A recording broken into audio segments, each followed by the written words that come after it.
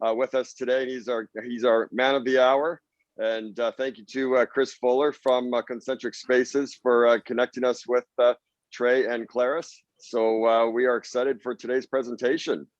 I'm Danny Chase. I'm the founder and CEO of Chase Office Interiors, and welcome to the Chase webinar series. We're really excited about these series. We host them now twice a month. We've been doing twice a month actually since October, and we get feedback at the end of each session. So please share your feedback of what type of things you'd like to see, what type of presentations you'd like us to go and find for you.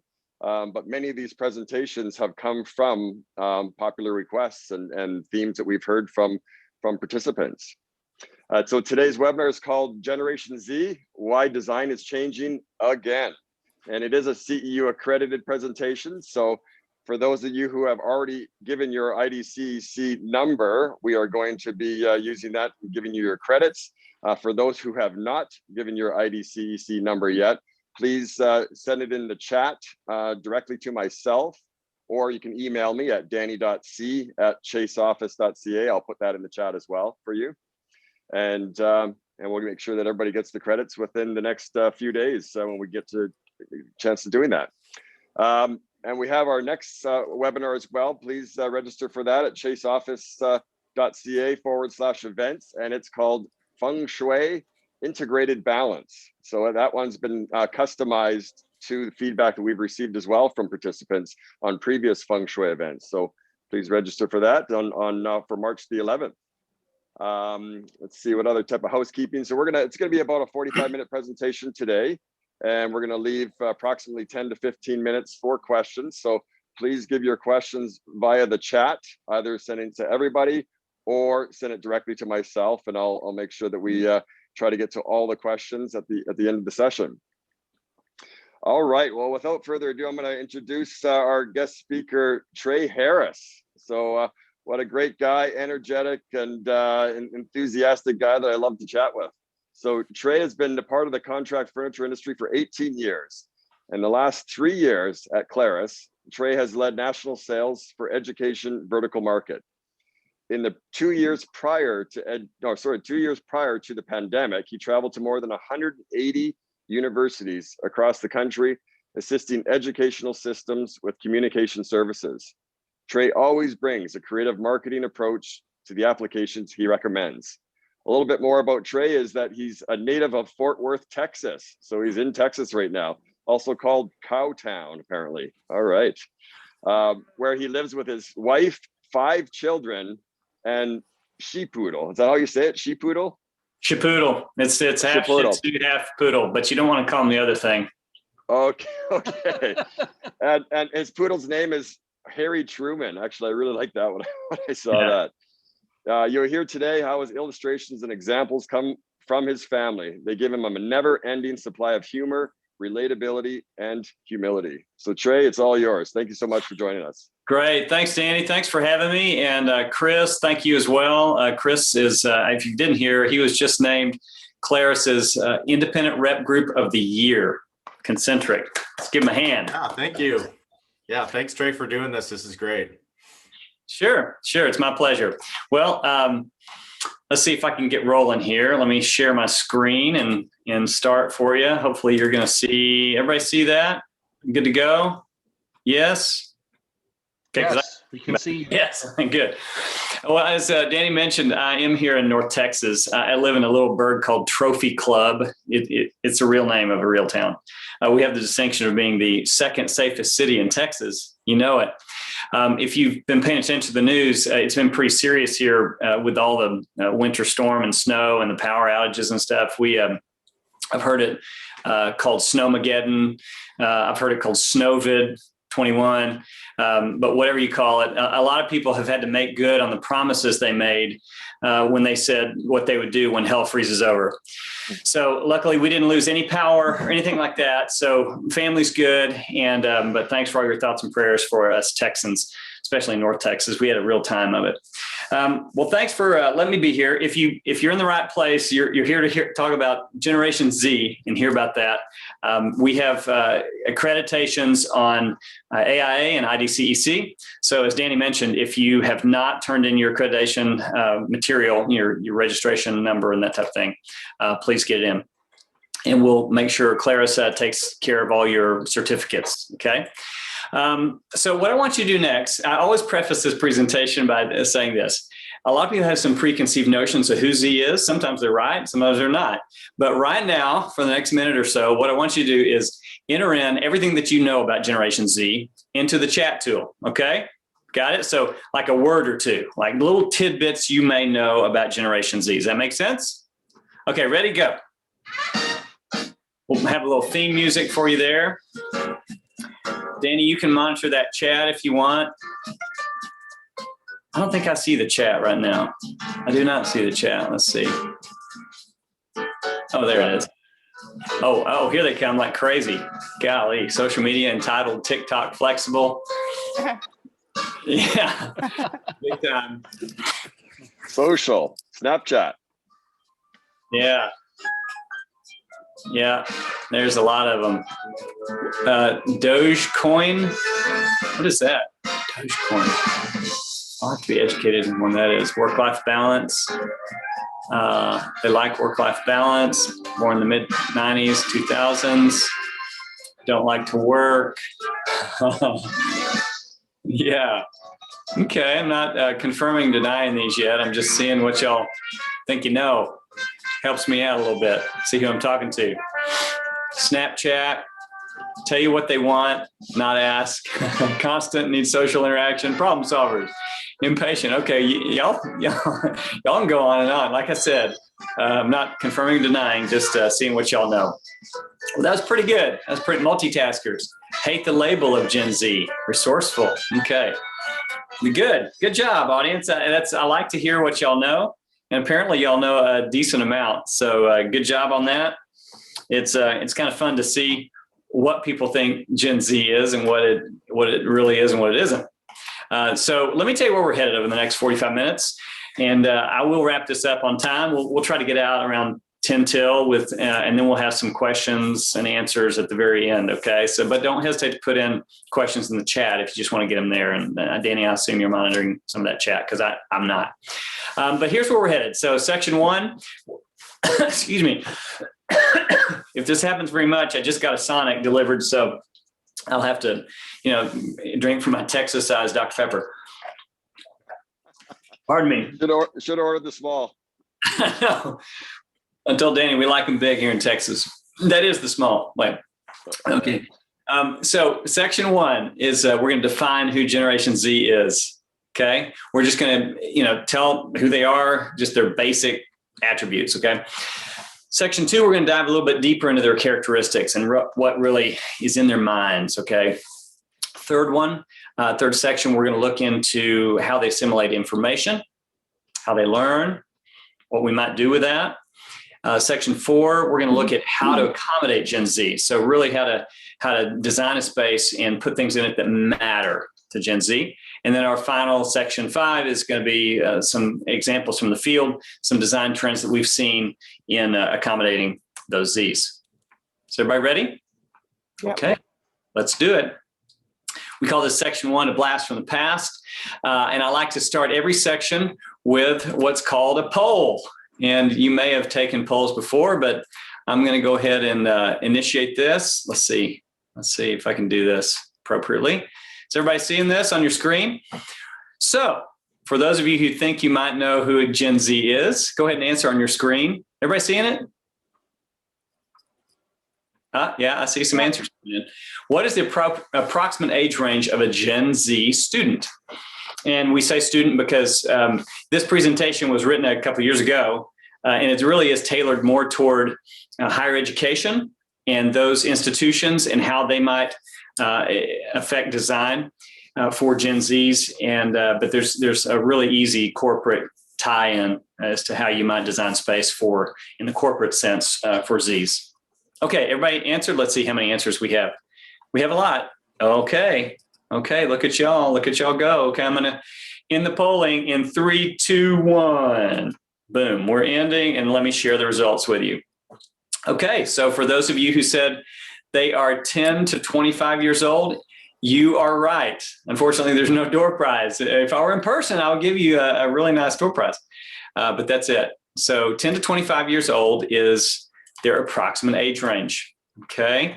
In fact, here's the definition of the generations. And there's actually one additional generation besides these four, and it's called the oldest generation or the greatest generation. And those are folks like my parents who are 82 years old. Okay, so that's that really older generation, the folks who are like born right after World War II or right before, that type of thing. So then we have our baby boomers. Any baby boomers in the house? You don't have to raise your hand. I can't see you. There usually are. And the age range for baby boomers used to be 46 to 64. They've kind of altered that now, I think. It seems like the generations used to be 25-year spans. That was an approximate span of a generation. Now they're kind of shortening it up, almost having sub-generations. But baby boomers, 46 to 60. Gen Xers. I'm a Gen Xer, and we're 61 to 80. Okay, a lot of Gen Xers they're usually the kind of the senior management at this point in their careers. And so a lot of Gen Xers usually in the audience. Gen Ys, any Gen Ys out there? Yeah, usually are. A lot of times Gen Zs get lumped in with Gen Ys. Now, does anybody know what another name for a Gen Y is? Anyone? Millennials? Bingo, millennials. Okay, so millennials are Gen Y. That's the same. It's the same thing, synonymous. And then Gen Zs. I usually don't have too many Gen Zs in the house. There may be a few. Are there any Gen Zs out there? Couple? Yeah. Okay. With 70 some odd people, there's a chance some are. But I usually don't have too many because they're just now entering the workforce. Does that make sense? They're just graduating. They're just 25 years old. They're just coming out of college. So a lot of times they don't make it into these presentations yet, or maybe they're not accredited and they don't need the credit, that type of thing. And they know who they are. So they're not learning about themselves. But anyway, that's the definition of who these generations are, and specifically Zs. Like I said, they get lumped in with Ys a lot, but they're not. I was going to tell you, preface the rest of the presentation by saying, I'm not a generational expert, but I have been studying 4 Gen Z students for 19 years now. They happen to look like me and live in my house. Okay.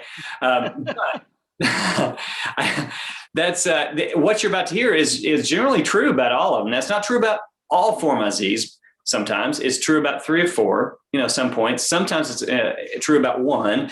And so, but most of the time it's about all 4 of them. It fits them really well. I mean, they've profiled these Gen Zs really well. We have somebody that needs to be admitted. I'm going to admit them, Danny. Okay.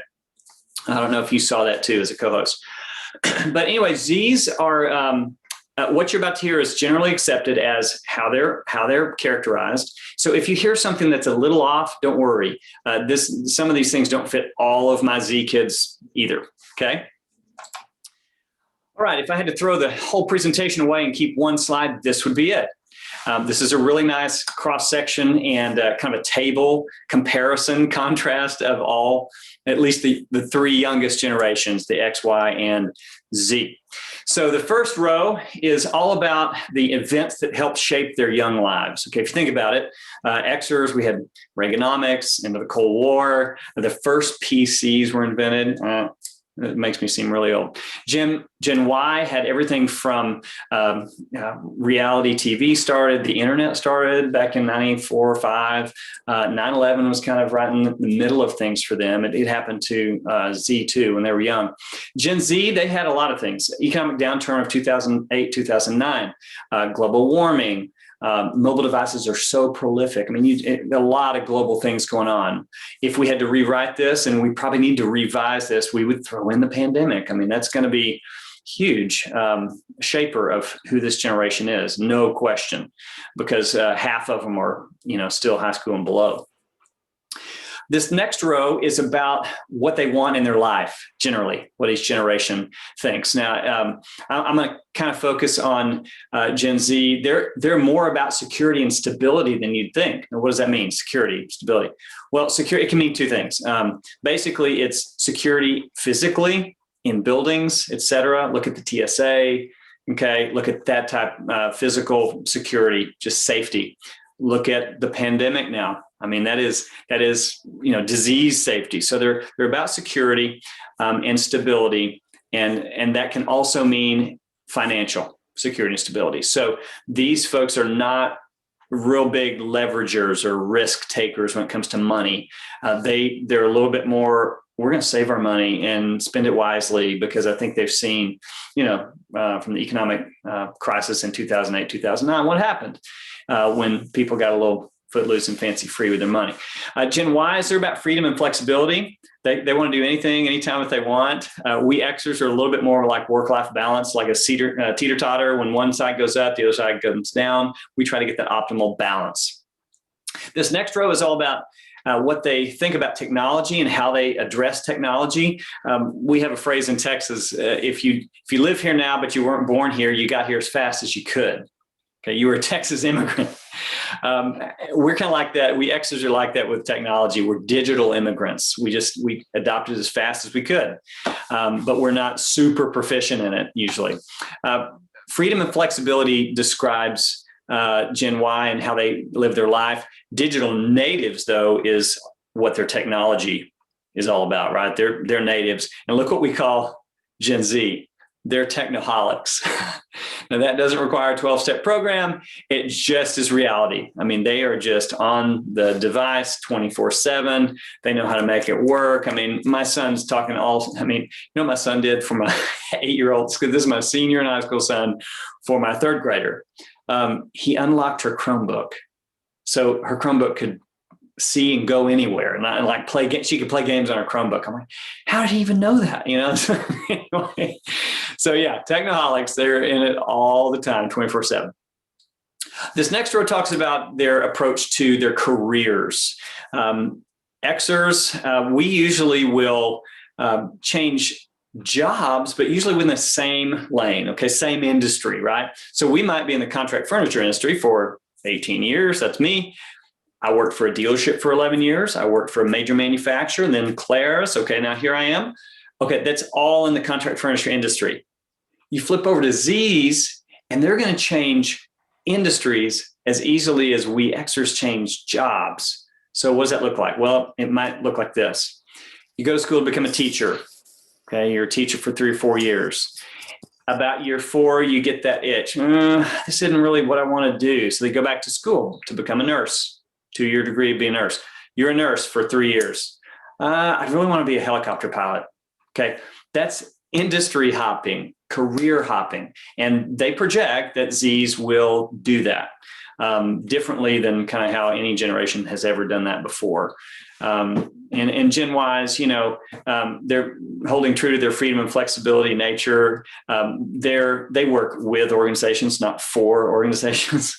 So they're privileged to have us working for them, I guess. Okay.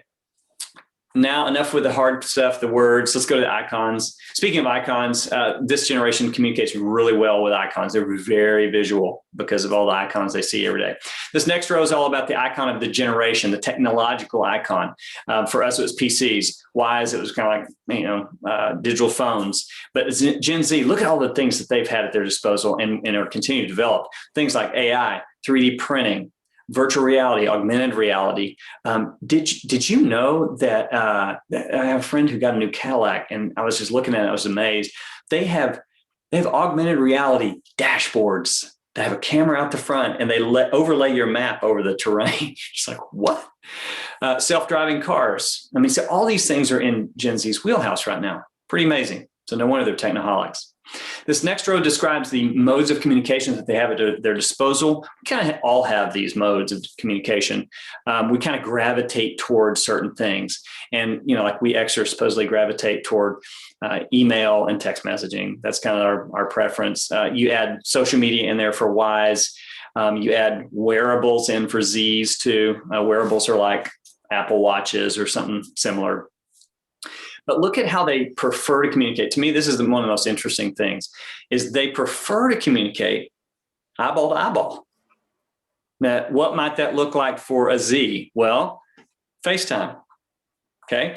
If you were paying attention about a year and some change ago, FaceTime actually expanded their ability to host these Zoom-like meetings with each other. Okay. It's group FaceTime. You can go 32 deep on a Zoom, on a FaceTime call. Facebook did it too. So the FaceTime Live, you can have 32 people watching your stuff at the same time. So they realized that about Z's, and they pivoted and they made that feature available. Pretty interesting. They like the face-to-face. In fact, I was a couple of years ago, my daughter was a junior in high school, and she was in a room late one night, and I opened the door, and she should have been asleep already. And luckily I had on pants because she had to cover her monitor. She was like, "Daddy." Well, she was studying. There was two other people on the line. They were literally working through a math problem, but they like to see each other when they do it. So interesting about Z's that way. Okay, that's the end of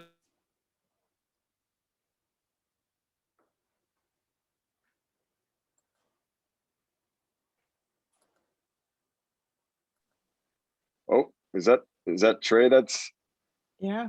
frozen? Uh-oh. Frozen. Hey, hold on. Trey, you there? I'm here. I'm here. Can you? Okay, we can hear you. Yeah. Okay. Don't know what happened. Everybody's dealing with Wi-Fi here. Tell me if it happens again. Yeah. So that was the end of section 1. Everybody hear that? Moving on. Yes. Okay, perfect. We're going to start with the poll. Poll again. Here we go. Let's do poll number 2. Everybody see this? What's a common euphemism for Gen Z? Upagers, cotton wool generation, digital integrators, the iGen, or all of the above? Tell me what you think. I'm going to grab a swig of Dr. Pepper.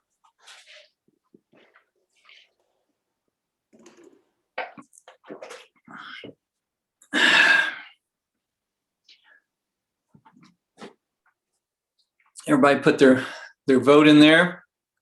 Okay. Pretty distributed. We got about, I don't know, 30 people voting. I can see all this in real time. It kind of shows me. Okay, I'm going to kill it in 3, 2, 1. I'm going to share the results. Okay, digital integrators, iGen, that's what you're thinking. Actually, the answer is all of the above. So the 14.33% of you who said that, you're right. Okay, good job. All right, let's keep going.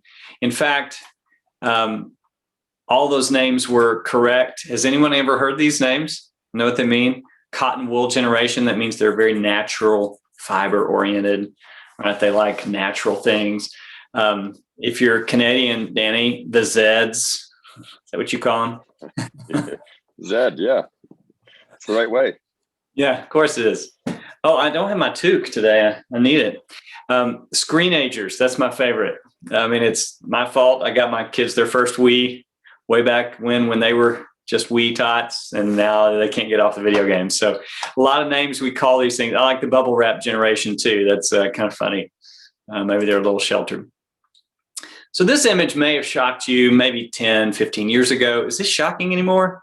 I mean, besides the glasses, maybe they're a little young for glasses, but I mean, Z's are born with a device in their hands, no question. My 10-year-old a couple of years ago, she was like, "Hey, Google, where's mommy's purse?" And although Google did not know the answer to where mommy's purse was, it just seems so. Stores near you. Oh, wait. The first one is Walmart. Hey, Google. Direct 12. Hush. Sorry.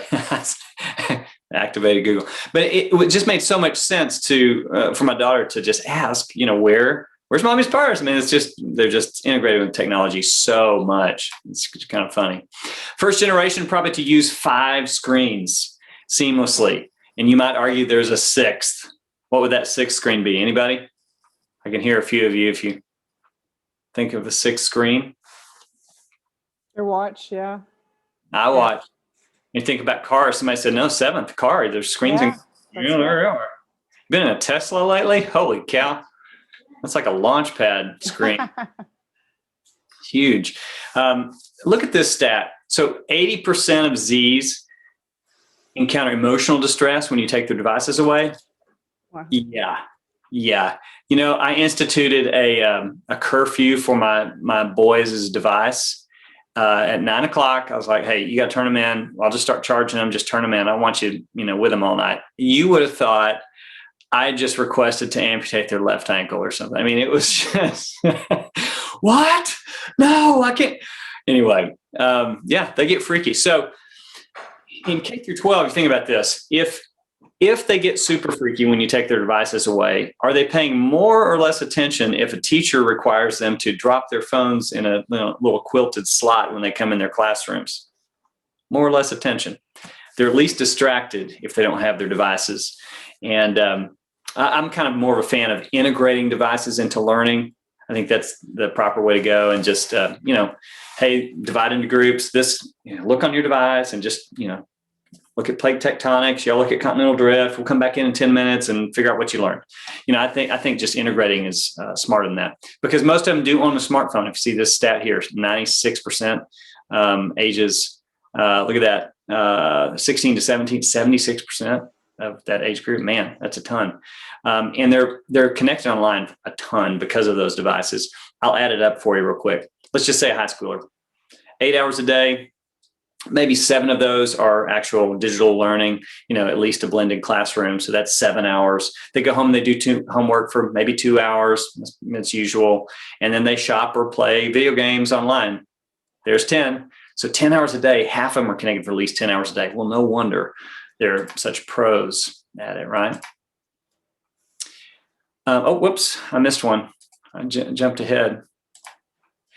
Last year, good night. Last year, they were 40% of all consumers. That is done. And look how much spending power they had. And if it wasn't for them and their allowance, this number is from the US only, who else do you think spends money on Zs? You're looking at them. They have a lot of spending influence. This year wasn't quite like this in the Super Bowl ads, but if you look back to last year's Super Bowl ads before the pandemic started and all these social issues started coming to bear, if you looked at those commercials, it was beginning to be real hard to relate. I mean, think about it. They were trying to relate to 24-year-olds and below because it's 40% of consumers. Last year, I was just like, what? Who are these people? I don't even know who these pop stars are or whatever. And it was pretty. They dialed down a lot. So if you don't think advertisers are paying attention, guess again. Social media, super important for these folks, as we know. And look at this one bullet where it talks about the experience for Zs is more important than anything. So not just the brands they buy, it doesn't matter. What experience am I getting when I buy that brand? They're going to research that. They are heavy researchers. They research like twice as much as all the rest of us. They're going to look up the reviews. What experience did you get? Buying anything, especially their future education, if you think about going to college. But I like this generation, not just because I have kids that are Zs. They do want to make an impact on the world. A lot of them volunteer. They realize we have one planet. It's a neat generation. I do like them. A lot of them experience FOMO, which, as you may or may not know, still is fear of missing out. And they just think, that's why they're so addicted to their phones. They might think of their social life that's moving at light speed. Think of how fast we get our news. Boom, something happens, boom, within a minute. I mean, it's on our phones. Their social lives are even faster than that. A lot of them prefer face-to-face interaction. That's before the pandemic. Wait till you hear what the pandemic's done. Honesty, super important to these folks. They're super driven by visuals, not just icons, but to communicate with icons. And think how many YouTube videos they watch. I mean, my sons maybe they're a little odd because they watch videos on, one's a musician and he watches like jazz like all the time. I think he's watching something weird, and I look over his shoulder and he's just watching like a jazz concert. He's a trumpet player. And the other one watches cooking videos. He loves to cook and he just watches YouTube videos, but they're so visual, that just gets fed into their eyes. Think how much information comes into their eyes and how discerning they have to be as to, what they're going to watch or ingest. So we talked about social media being important to Z's, and it's so true. Has anyone ever heard of all these social media channels? Good. They like it that way. They like you to stay out of their social media channels, which they procure and, kind of curate. And, you old fogies just stick to Facebook and blast everybody what you had for breakfast and about your, personal life.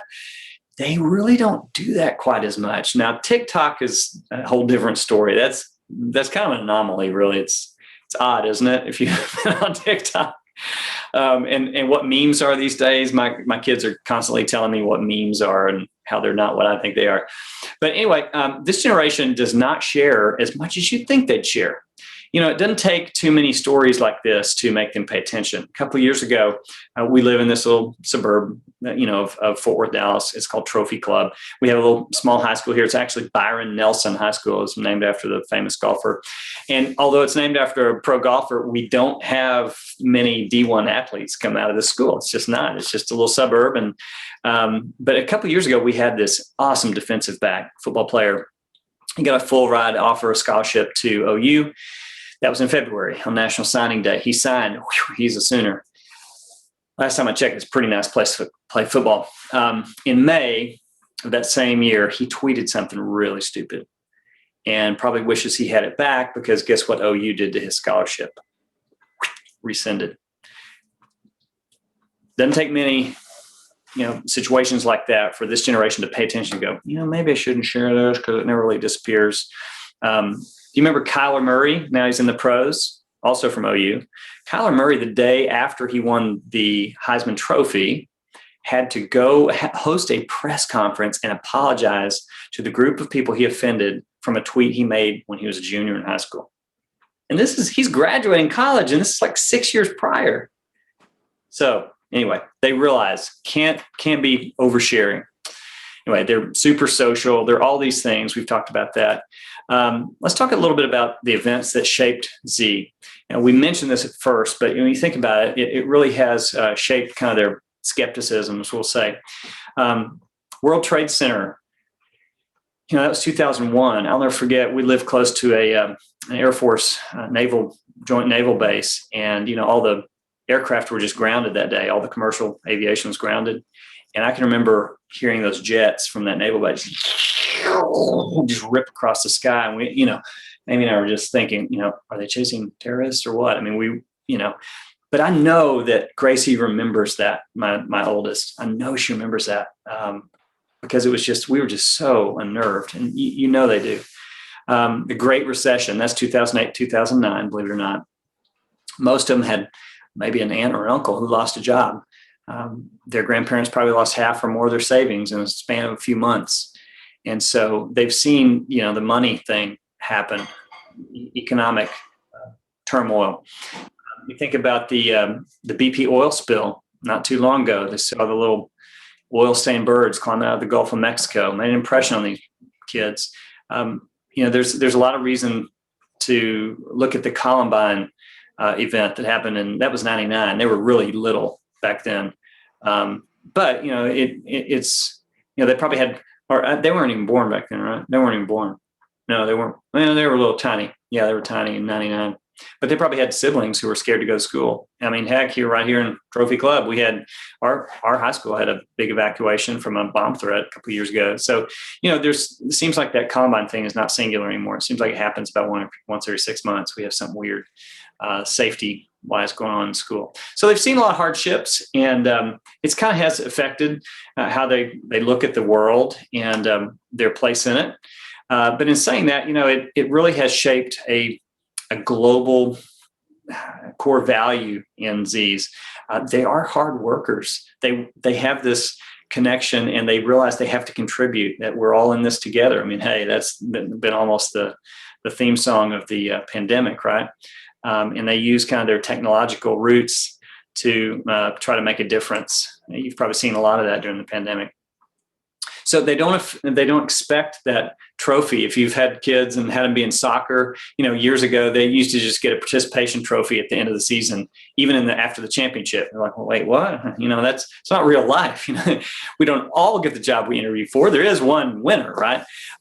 So this Z generation is kind of learning that probably from their parents that, hey, you got to work hard because there's winners and losers. And, second place is first loser. I hate to say that, but it's true. So they are hard workers. They want to make a difference. They want to be, independent. They want to, mine have not started saving for retirement. They want to go on and get advanced degrees. Look at that. We'll see a stat here in a minute on that. So my son, who's a senior now, this is a couple of years ago, he didn't have his driver's license yet. And I was driving him. It was dark 30. He's a band kid. Remember, this is the one that plays music. And I was taking him to school. It was dark outside. I looked over at him and said, well, Fordo, is there anything that has jumped off the page at you to want to do with your life? I mean, you're a sophomore. What's that feeling like to you? Anything that floats your boat out there? And he's like, well, Daddy, I just want to design video games. And I was like, oh no, too much weed. I didn't say that. I just kind of went, really? What's your plan?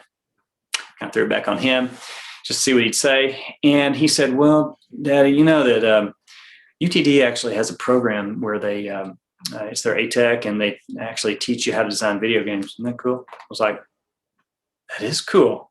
Hey, he's got a plan. He's like, yeah, and I figure, if I'm going to be designing software, I need to learn how it works on the hardware. You can assemble your own laptop for like $650. If I can earn the money, would you help me build my own laptop so I can understand? I was like, this kid, he's serious. He has a plan. But he wasn't done. He also said, did you know that EA Sports, designs all the, sports games? They have an Austin office. Maybe I can intern there during college or something. I was like, okay, you go forward, design video games. He's laser focused on what he wants to do. He still wants to do that. And he's figuring out how the path to take him there to do it. So laser focused. That is one aspect of these Z's that you'll notice. And in saying that, they also are probably going to be known as the generation with a side hustle. A lot of them are digital entrepreneurs, so they want that second job that may have multiple streams of income. Remember, they want security and stability, not just safety in physical sense, but also in income and in their financial well-being. So they're probably going to have several irons in the fire. We're talking Uber drivers, if that's even still a thing, I guess it is. But Uber Eats, think of all these little extra money makers you can do. Etsy page owners, et cetera. We talked about this, but they're very practical in the way they spend their money. Pragmatism, it just means practical spenders, and they research the dog out of everything that they're going to do, especially like where they're going to go for the university. We've been through that now twice in our family. I have a sophomore in college, but then my second one, he's a senior. And that vetting process for school is pretty intense. And he did it really well. So there are all these words. This is the end of the section. We'll head on to section 3, which you guessed it, is going to start out with a poll. We're going to talk about how Z learns. Okay, let's get inside their heads a little bit. Launch the poll. Poll number 3. Let's see here. Poll number 3. Okay. Does anyone know the average attention span of a Z? Go ahead, enter in. Is it 8 seconds? 8 minutes, 15 minutes, or time cannot be divided into segments that small? Oh, a couple of you chose that one. That's good. Okay. I see them coming through. Let's see how many. Okay, we got about 35 respondents. Ready for me to cut it off? Okay, I'm going to cut off the polling in 3, 2, 1. Okay, let me share the results. So for those of you who said 8 minutes, you're wrong. 15 minutes, you're wrong. I'm sorry to say. You know what it is? It's actually, let's see here. It's actually 8 seconds. 8 seconds. Now, that's kind of a trick answer. I'll put it that way. That's not really their attention span. Remember how we talked about how much information is coming into their little eyes through these devices? It's really an 8-second filter. And if you remember my story about my 10-year-old asking Google, where mommy's purse is, if Google had known, that little interaction is about 8 seconds. from the time it gets asked to the time it gets delivered. That's about 8 seconds. It takes them 8 seconds in class to realize, class, today we'll be talking about the second law of thermodynamics. They're like, second law of thermodynamics? Ugh, I have homework. Okay. It's about 8 seconds to figure out, are they in or they out? They have to be like that. They have to know how to focus your attention. If any of you are in sales, you suddenly realize, I can't focus on as much time to every opportunity. I've got to catch whales, and that, I'll catch some smaller fish too, but I got to catch whales to make my number, right? It's just a basic of sales. So you got to focus your time accordingly. It's kind of how they are with just life. So they're filters. Unless we think we're higher and mightier than Z's. I studied communications in college. One of the things I studied, and a stat stuck with me in one of our communication books. It said, "Did you know?" They've studied this, that when you're on an airplane, do y'all remember what that is? And you're sitting there and you're like up against the window and okay, I've got one or two people probably going to sit beside me. And all those people are filing down the row and you're like, yeah, he looks okay. Business traveler, probably. She'd be all right. Yeah. And you're like, ooh, he looks like he stinks, Okay, you make your judgment in 3 seconds.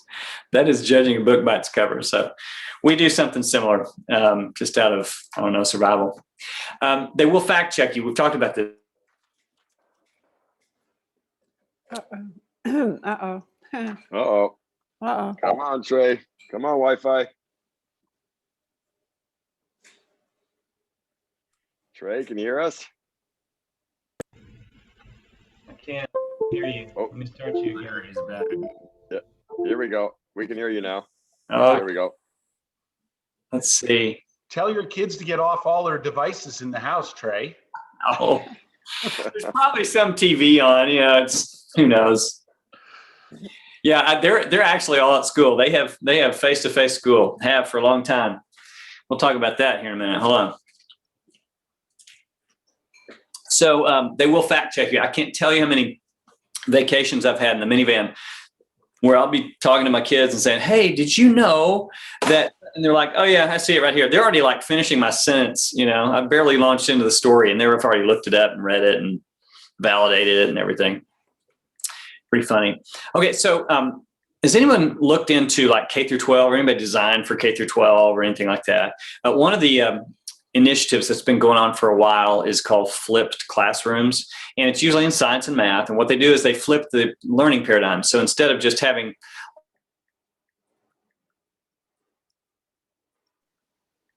Oh, no. Come on.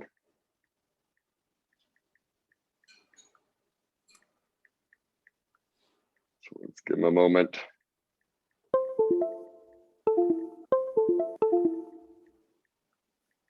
how's that? Am I back? Yep, there we go. Yep, give her. I'm sorry about this. Because I think I'm the only one in the house. I'm pretty sure I'm the only one in the house. So anyway, and I am in my house, you can tell.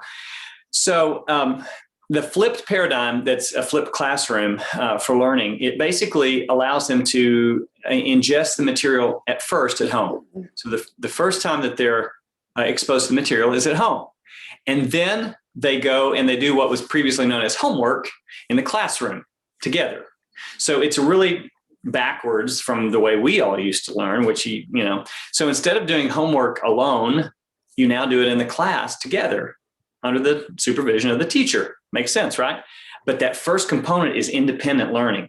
And boy, they're good independent learners. I mean, now like driver's ed is even all on an app. I mean, they're just like whipping through it. They learn really well independently. And it's because of how they're kind of forced into that at school, which is a good thing. The flip side to flipped classroom is the in-person collaboration. So these kids are unbelievable collaborators. I say kids. Z's are going to probably be the best collaborators we've ever had in the workplace because of the way they've had to do that in college. Anybody looked in a college lately? It's all group projects. It is all group projects. I don't care what class is, English, group projects. they're really encouraged to do that group learning, which is great. And they get a lot out of it. Speaking of learning in the classroom, they like that active learning component. So active learning is just the physical configuration of a classroom that's very nimble. So it's able to do a lot of different things. A lot of high schools are doing active learning classrooms now, not just sitting in desks and writing, although some are still like that. Probably the most enhanced classrooms are these active learning classrooms where you can have a Socratic U, you could have theater style, you could have groups, you can just split the classroom and do anything that you'd like. They actually like to learn side by side and not just be lectured to for 15 minutes. I mentioned this stat earlier. Most are not only going to be college educated, up 17 points from Gen Y, believe it or not, 50%. They want to go on. They want to go on and get advanced degrees. So that is great news, especially if you design for higher education. And then look how they rate college as valuable. Most want to go to college. They just try to figure out how to get there. And they're very economical in how they decide to get there. They feel like it's worth it.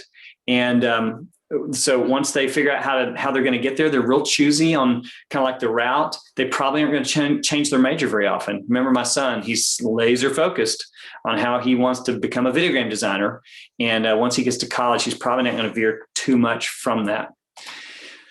Once they get to the university of their choice, or like I said, you can translate this into the corporation of their choice after they graduate, they're expecting networks like they've had in school or in high school. Y'all been to some of these high schools lately? Do you know in college right now, at most colleges I've asked, remember, I've been to a lot of universities in the past 3 years.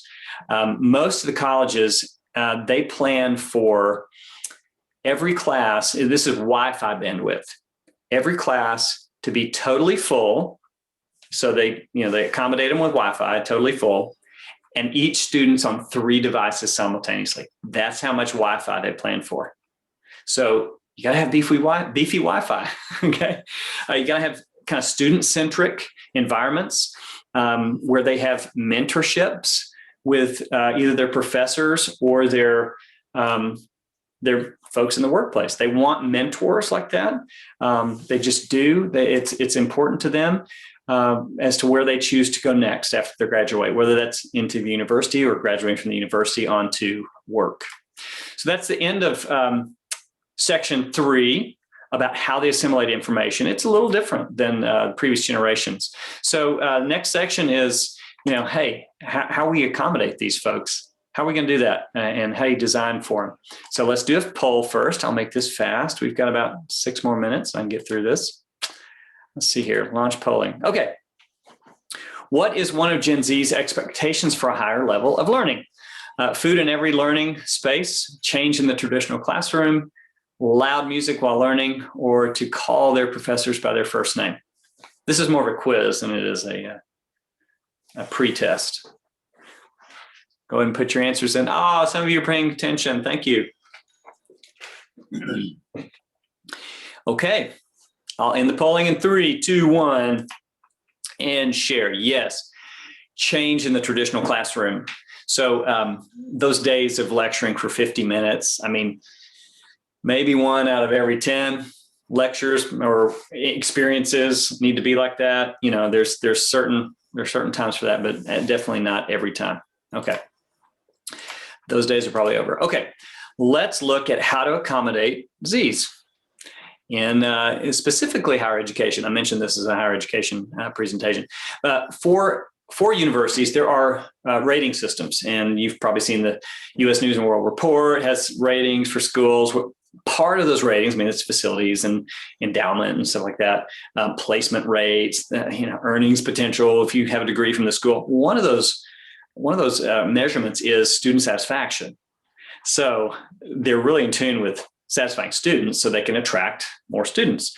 And so that's really important to a lot of folks like the provost, the deans, et cetera. They realize that there is a competition for Z talent.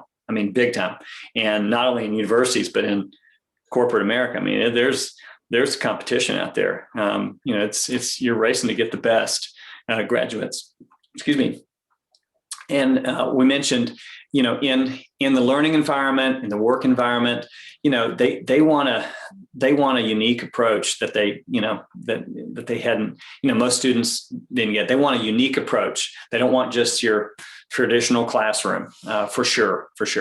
And else they won't be motivated. I mentioned this, they want professors that give a darn and actually know them and care for their well-being and are interested in helping them succeed. This is my favorite slide of the whole presentation. And this is a couple of years old too. So there's a professor at Ohio State who took role with Twitter. She posts course information on Slack, and she had office hours on Zoom. This is before Zoom was cool, after 10 p.m. because that's when college students really study. They're not studying during the day half the time, it's at night. So open office hours after 10 on Zoom. Now, this professor was in tune with her constituents. I mean, for sure.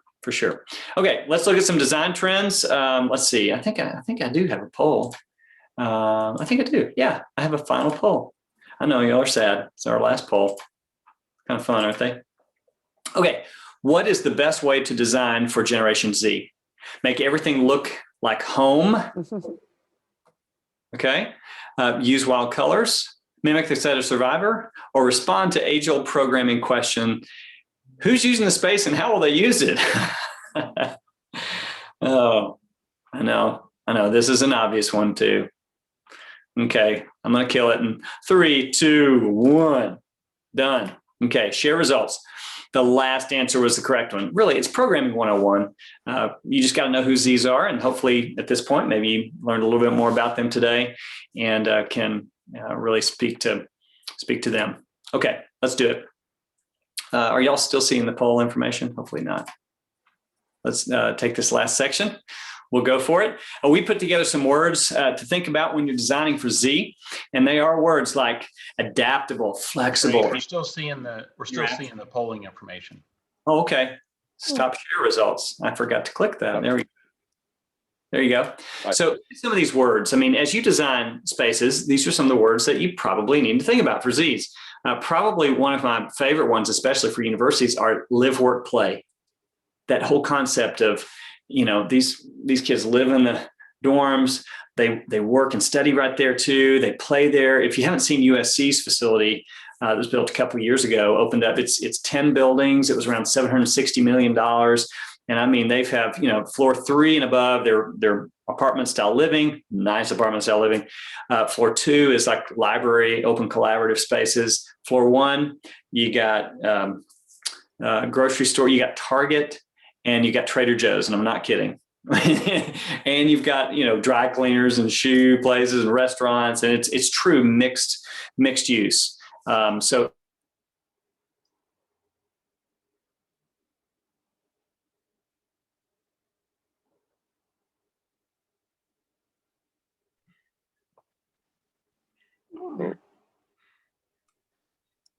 Come on, Trey. Okay. A few more minutes, man. That Wi-Fi's gonna last a few more minutes. come on. Can you see me now? Yes. Yes. Sorry about that. Okay, I'll blow through these before it does that to me again. So transparency, raw materials, natural materials, colors, etc. We picked 4 environments in a university, but you could easily translate this into corporate, right? For instance, libraries or open collaborative spaces. But look at how they use some of this space. It's pretty cool. Flexible furniture. I mean, look at the mobility that some of this stuff has, and look at the colors, the vibrant colors, different ways to sit. I mean, you are not locked into any kind of way that you want to work in this environment, are you? This is pretty nice. Look at the modularity. Look at the modularity of these furniture pieces. Isn't that nice? We'd like to say that there needs to be somewhere to collaborate, and that translates a lot of times into something to ride on in some of these spaces that are like this. Have seating that's appropriate to the environment. There's some seating out there, some chairs that are like Swiss Army knives. They do everything. They hold their backpack and their Starbucks and their laptop and their tablet and everything, and they swivel 360 degrees. So just pick the right furniture for the right environment. A lot of lounge seating, quiet, comfy. This was shot before the pandemic, maybe a little more spaced out now, but still important. Just make sure that it's this live, work, play idea is in play, not just in universities, but in the workplace. I mean, look at, everybody wants to be like Google, right? That's or Amazon, as a workplace. That's what people are striving for. It's that whole live, work, play concept, even at the university level. Branding is important to Z's. Remember, they're very visually in tune and stimulated. There's a lot of different ways to go with branding. It can be pretty overt or be pretty subtle. This is a little bit more on the subtle side. This is not. This is Long Beach State. They're very proud of the fact that they're about 10 minutes from the beach. You look at and see in this one shot, you see vibrant colors. You see using a lot of natural lighting just from all the windows around. You see natural materials. You see different ways to sit. Down at the bottom, you have your cafe style. You have upstairs, there's a place to collaborate inside. You have individual work areas. Same building. Look at this, fuchsia pool table. Yay, somebody got their way. That was probably a hard sell, but I love it. I love the colors. I mean, they're stimulated by colors. They're very visual generation. Look at this, place to write, even in an open area for an innovation center. Tables, little picnic tables where they can put their robots and stuff and work together. Again, this is standing height where two hallways converge. Standing height placed in between classrooms where they can just have a impromptu conversation, something like that. Power and data, we didn't talk about that. Power and data is huge for Gen Zs because of all the devices they use. This allows them not to hold the outlets for hostage, you know. They have about every 18 inches there. We talked about colors. Colors are important, as we talked about. There's natural materials and colors, and a really cool way to collaborate. If you're going to do booths and design with banquettes, we always think there needs to be a writing surface there so they can, you know, jot their ideas down, and power in spaces like this. So that gives you a good idea of some of the things we've seen out there in the market. One of the other important elements in designing for Z is just know what it's made of. I mean, there's the red list. There's, you know, things to be cognizant of because you know that Z's are environmentally in tune.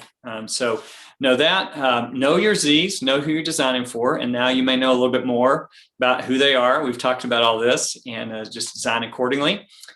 And while you're designing for Z's, you kind of have to design for the institution itself and make sure you're in tune with what's going on as far as the product longevity, the life cycle cost, not just the first cost. So design with quality in mind. Remember, these students, they vet things for quality and experience they get.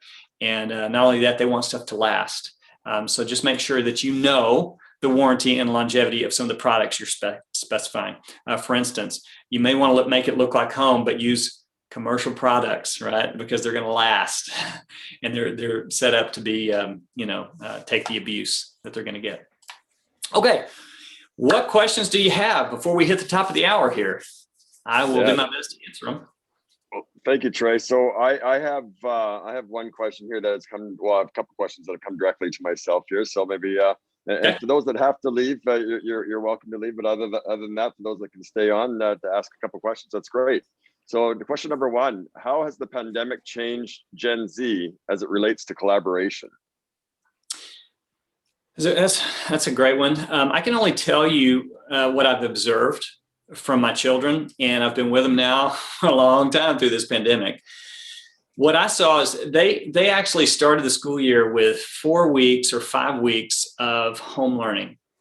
And I cannot tell you how ready they were to get back and be in person. I have a college student who has 4 for 5 classes online, and she loves being in person. You know, I think it's made that face-to-face time, or to remember, they like that face-to-face. I think it's made that face-to-face real person in time more important than it ever has been before. That's what I've seen. That's one thing. I think the other thing, as far as collaboration goes, is they've gotten better, as we all have, at just collaborating digitally. So I've seen my boys, they're working on a project with 2 other kids. And I mean, it's just, they're on Google Docs and Chromebooks and flying all around. I mean, they can do that stuff like really fast, and they crank out good work. So they're much better digital collaborators through the pandemic. Okay, great. So I have one more written question, and others we can open up the line here. What do you think the perspective is for Gen Zs considering university? Has it changed at all? I assume that would be like to go to a university, like what's their attitude toward just university in general, because it's a great consideration when you think that you heard me just say my daughter's 4 of her 5 classes are online, and she lives on campus and only 1 class is online. So it makes, I think that students and parents alike are wondering how much we paying for college, and if it's only online, what is the value of going into a campus to do it? So I think there's that real big question mark. Now, what I know from my daughter's experience in her university is they are planning for a fully in-person fall 2021. Okay, so they see this thing, doing this. Okay, I think we're on the backside of it, and they're planning to go to full in-person learning in the fall. So, hopefully, colleges are in a conundrum too, because it's like, how much do you charge? How much attrition are they going to have from this, and how much do they keep charging for tuition? Do they charge different rates for different in-person versus digital learning? So that's my best answer there. Okay, great. All right, do we have maybe one more question? Let everybody get back at it. I know that people have maybe 1 o'clock calls, maybe 1:30 calls, but one more question from the audience, maybe?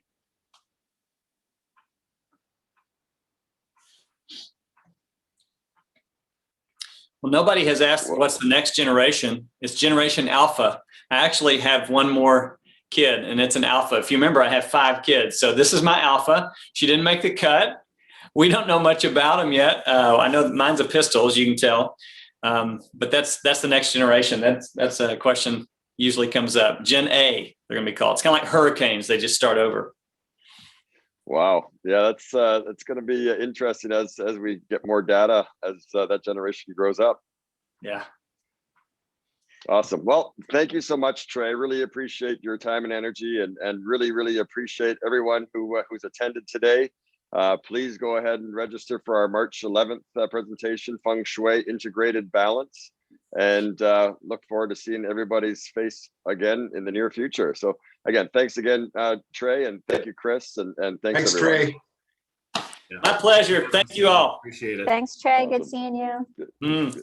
Bye-bye.